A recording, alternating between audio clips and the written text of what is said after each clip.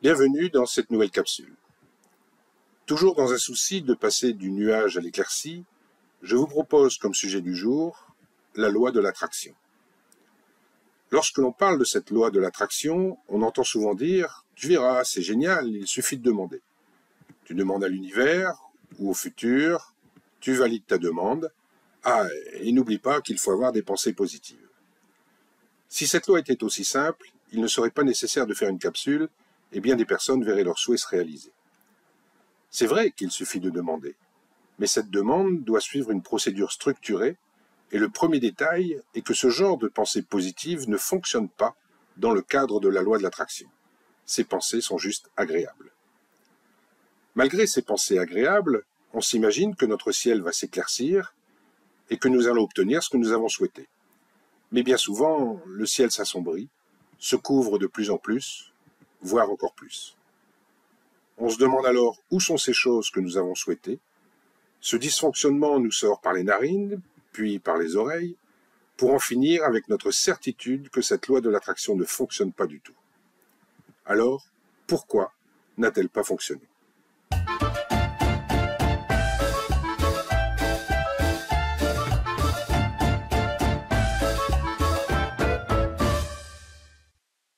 À Hollywood, dans certains films, la loi de l'attraction semble si facile à appliquer.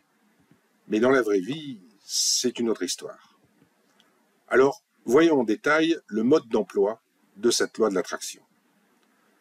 Comment ça marche ? Car je peux vous affirmer qu'elle fonctionne vraiment très bien si elle est appliquée dans les règles.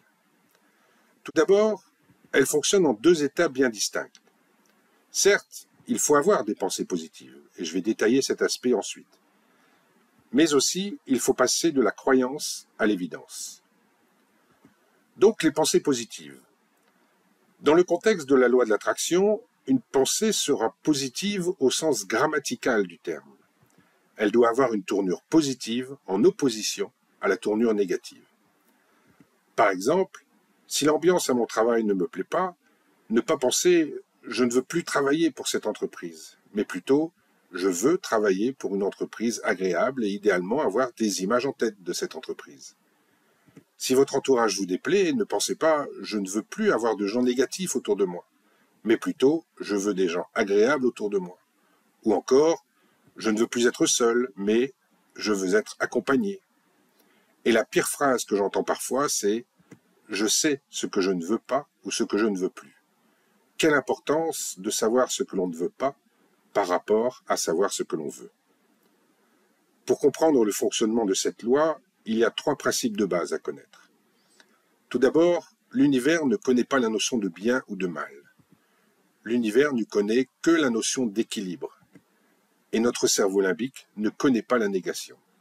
Un exemple bien connu est que si je vous demande de ne pas penser à une souris verte avec un champignon sur le dos, immanquablement, alors que je vous ai demandé de ne pas y penser, vous aurez bien du mal à ne pas avoir cette image dans la tête. Bref, que nous pensions positif ou négatif, une image se forme dans notre esprit. Encore une fois, si je vous demande de ne pas imaginer une image de clown, une image va apparaître dans votre esprit. Et l'univers va cristalliser cette image et rétablir l'équilibre entre nos pensées et notre environnement.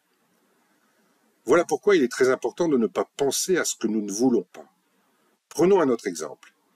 Imaginons que Mose, oui, je l'ai appelé Mose. Bref, imaginons qu'il se trouve au restaurant.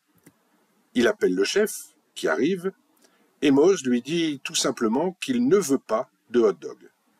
Le chef s'étonne, car il a l'habitude qu'on lui demande ce que l'on désire, et non ce que l'on ne veut pas.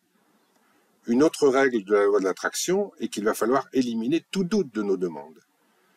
Si nous revenons à Mose dans le restaurant, il appelle le chef, qui arrive plus vite, connaissant son client, et qu'il demande une tarte à l'oignon. Mais juste après avoir fait sa commande, il a des doutes.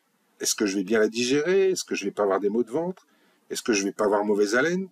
Et suite à ces interrogations qu'il partage avec le chef, ce dernier met donc la commande en pause, car elle n'est pas certaine. Si je prends un exemple plus concret, alors que nous voulons changer de travail, certains doutes s'installent naturellement dans notre esprit. Vais-je retrouver de bons collègues ? Vais-je devoir faire plus de route ? Vais-je devoir déménager ? Est-ce que les conditions seront avantageuses ? Et qu'en sera-t-il de la stabilité de l'emploi ? Bref, des doutes s'installent et quand il y a doute, il y a mise en pause de la commande. Quand bien même toutes ces étapes seraient faites correctement, il y a la précision de la demande.